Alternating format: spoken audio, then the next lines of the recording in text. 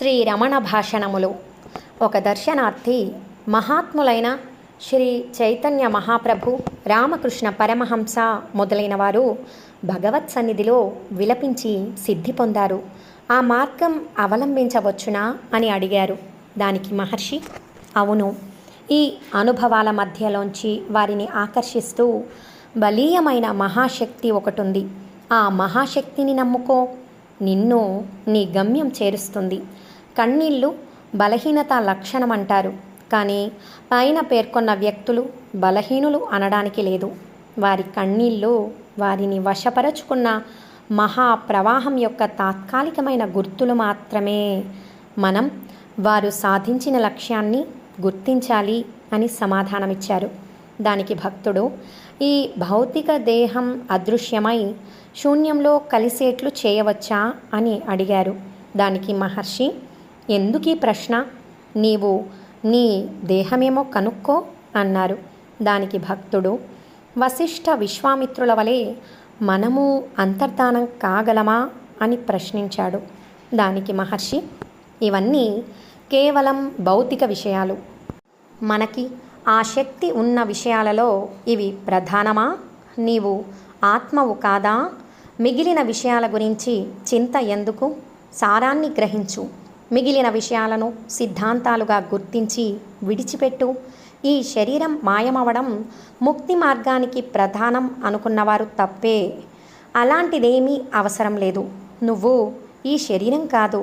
అది ఒక విధంగానో వేరే విధంగానో మాయమవడంలో విశేషం ఏముంది? ఇలాంటి దానితో పెద్ద ప్రయోజనం ఏమీ లేదు. గొప్ప తక్కువ ఎందులో ఉన్నాయి? సత్యాన్ని పొందడమే నిజమైన గెలుపు. నేను అనేది పోవడం ప్రధానం. దేహం మాయమవడం కాదు. ఆత్మ ఈ శరీరంతో తాదాత్మ్యం పొందడమే నిజమైన బంధం. ఈ తప్పు భావనను వదిలేసి సత్యాన్ని అంతర్దృష్టితో గుర్తించు. అదొక్కటే ఉపయోగపడుతుంది. ఒక బంగారు ఆభరణాన్ని ఆ బంగారు పరీక్ష కోసం కరిగిస్తే అది ఎలా కరిగిస్తేయే? పూర్తిగానా దాని వేరే వేరే భాగాలు కరిగించామా, లేక అది ఏ ఆకారంలో ఉంటే ఏం? మన ఆసక్తి అంతా బంగారంలో ఉంది. చనిపోయిన వ్యక్తి తన దేహాన్ని చూడగలడా? మిగిలి ఉన్నవాడు కదా ఆ దేహంతో సంబంధం ఎట్లు తెగిందో ఆలోచించవలసింది. ఆత్మజ్ఞునికి చావు లేదు. దేహమున్నా సరే పోయినా సరే వానికి ఆ దశలు రెండూ సమానమే. అతడు భేదాన్ని చూడడు. ఆ రెండింటిలో ఏ స్థితి మేలు అని అతడు తర్కించడు. జ్ఞాని దేహానికి ఏ గతి అయినా చూచేవాడు పట్టించుకోవలసిన అవసరం లేదు. నీ పని నీవు చూసుకో, ఆత్మను తెలుసుకో. ఆ తర్వాత నువ్వు ఎలా మరణిస్తే మేలో ఆలోచించడానికి కావలసినంత అవకాశం ఉంటుంది. ఆత్మ దేహంతో తప్పుగా కల్పించుకునే తాదాత్మ్యం ఎలాంటి చావు మేలు మొదలైన చర్చలకు కారణం. నీవు అసలు దేహానివా? గత రాత్రి నిద్రలో నీకు నీ దేహస్మృతి ఉందా? లేదే. ఇప్పుడు ఉండి నిన్ను బాధించేది ఏమిటి?